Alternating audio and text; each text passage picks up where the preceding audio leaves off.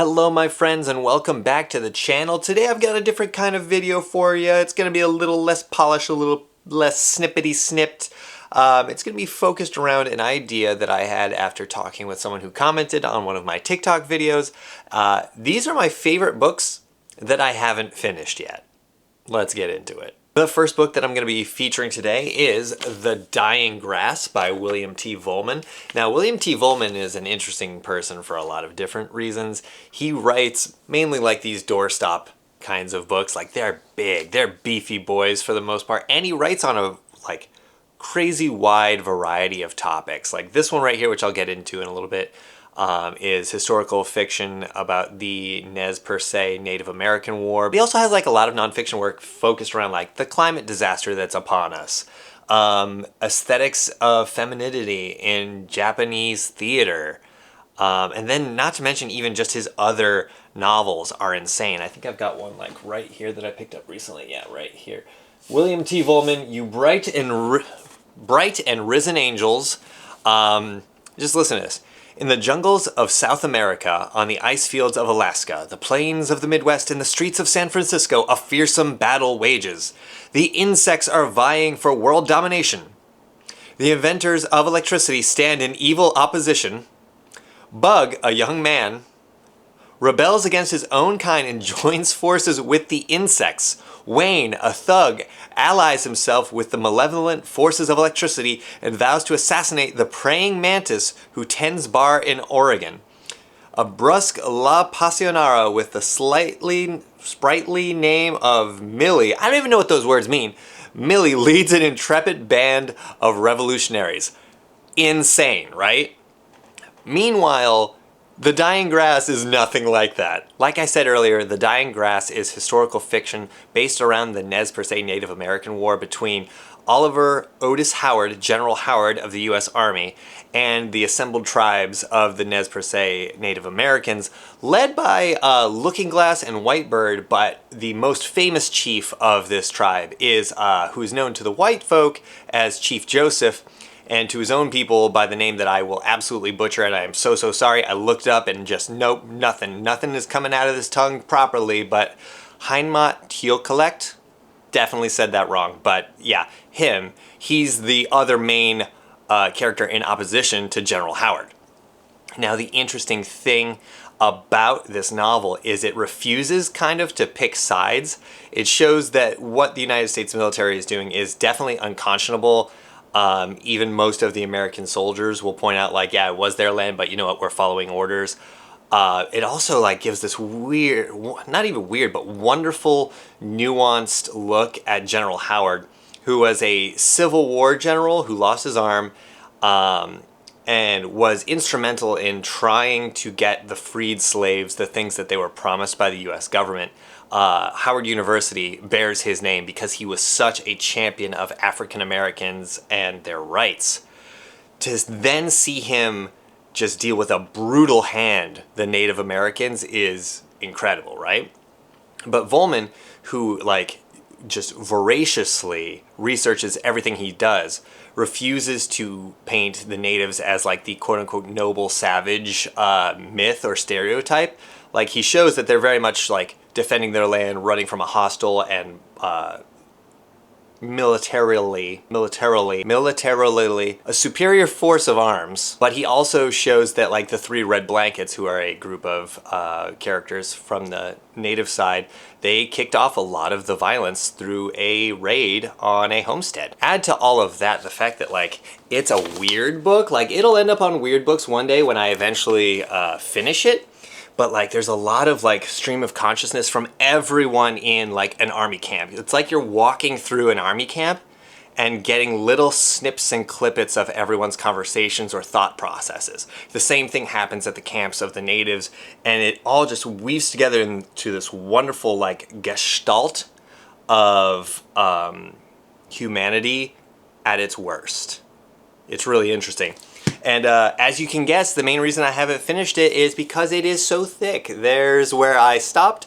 I remember more or less what was going on when I stopped, so when I come back, I will probably pick up from right there. But yeah, for right now, I had to put it down. The rest of my TBR was like, when are you gonna get to us? And I was like, ah. Now for a book with a little bit more of a different reason as to why I haven't finished it yet. This is The Book of Disquiet by Fernando Pessoa, and it is the most depressing thing I've ever read in my life. And I don't mean depressing in the sort of like A Little Life way where it's just like terrible thing after terrible thing after terrible thing keeps happening to the main character in a way that it feels exploitative, which that novel very much does. I haven't read it because like it doesn't seem like it would be within my moral scope, but like this just drops some of the biggest like sad girl vibe bangers I've ever heard in my life. The one that stuck with me the first time I've tried to read this, because I've tried to read it multiple times and have failed multiple times. The line that stuck with me that made me put it down the first time was, "If it were not for habit, the heart would cease to beat." Meaning, if it weren't just for the force of habit, many of us would just not live.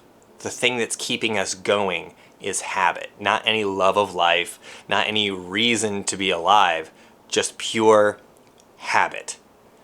That is the most depressing thing I've heard in a book in, I think, ever.